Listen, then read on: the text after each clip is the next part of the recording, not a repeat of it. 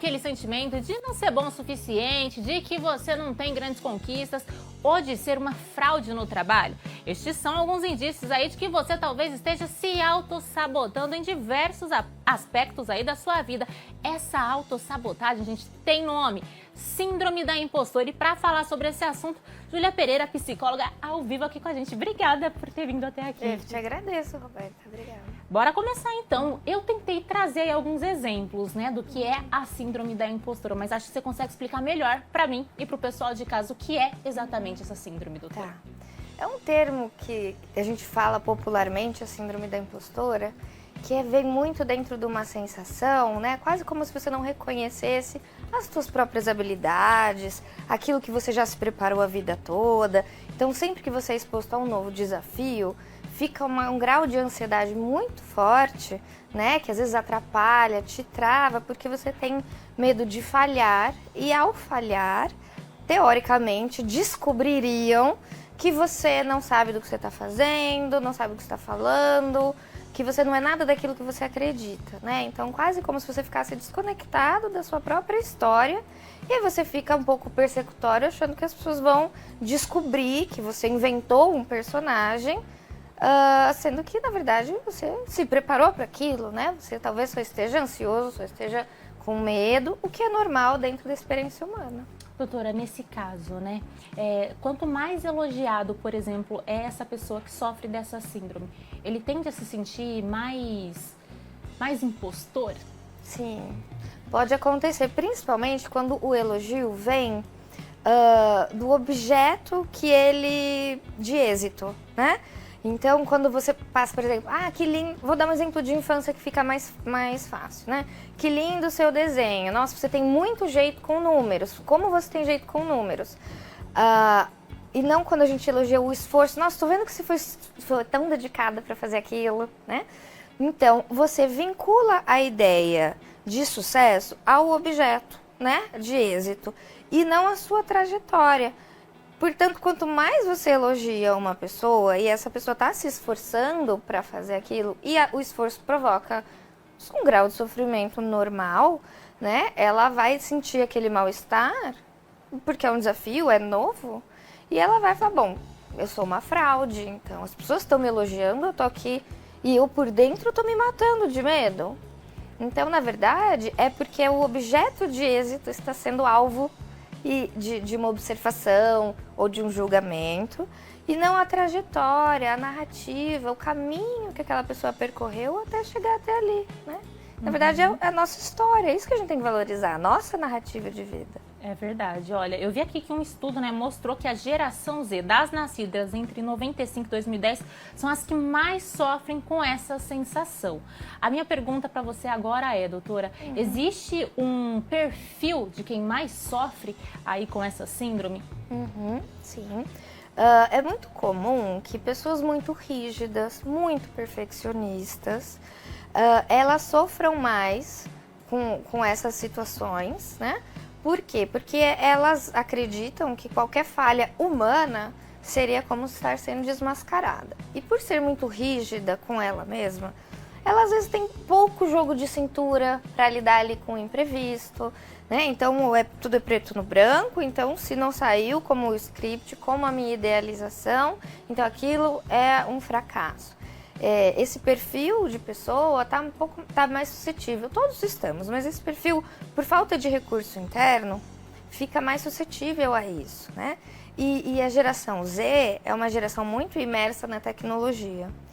As redes sociais, elas contribuem para a criação de um ideal de vida muito artificial, com filtros, são frames posados. Então, você está se relacionando com um ideal muito distante e que você vai olhar, você vai se comparar.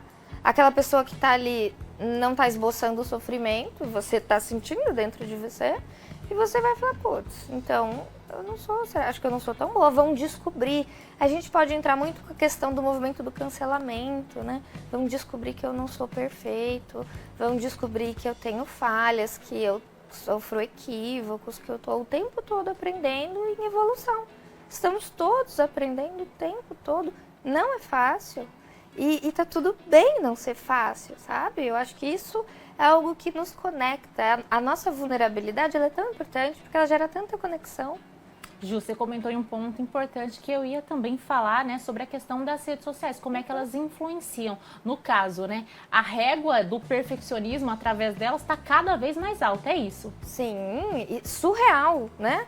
Não tem não tem um poro numa foto, não tem um dia mal-humorado, não tem um frio na barriga, não tem um desamparo, um medo. Você tá ali, um recorte com um filtro, um enquadramento perfeito e a gente vende aquilo. Eu acho que a gente ainda não aprendeu a consumir a rede social. Se me permite falar, quando inventaram o cinema, primeira imagem de um trem vindo, as pessoas que estavam assistindo, elas se assustavam e saíam correndo, né? Na época do rádio, antes de haver a radionovela, acho que foi Orson Welles, se eu não me engano, né? Ele conta um livro no rádio. As pessoas ouvem achando que realmente está tendo um ataque alienígena. Era um livro de ficção científica que ele estava lendo. Então as pessoas tomavam isso como verdade. Eu quero crer e acredito, assim, de verdade, que a gente pode aprender como usar. Como filtrar? Porque hoje a gente pode sim ir num filme 3D e não vai sair correndo achando que o trem é de verdade, né? Então, é tudo muito novo, a tecnologia está o tempo todo, então a gente precisa aprender que aquilo é um recorte, aquilo não é real, aquilo é projeção de uma vida idealizada. E quais sinais a gente pode identificar aí de alguém que está aí com essa síndrome? Tá. Então, primeira coisa, vamos normalizar a ansiedade e o mal-estar frente a um desafio. Isso é normal, isso é saudável, é esperado até para que você tome conta das suas decisões, para que você se prepare, né?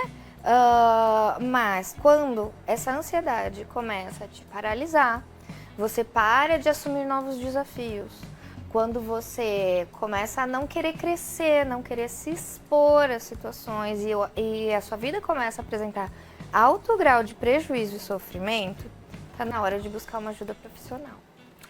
Bom ponto que você também tocou, como ajudar, né, uma pessoa que passa por esse problema, que enfrenta isso. Ju, você já comentou aí, buscar ajuda profissional é fundamental. Sim, porque você já está começando a acumular prejuízos, né?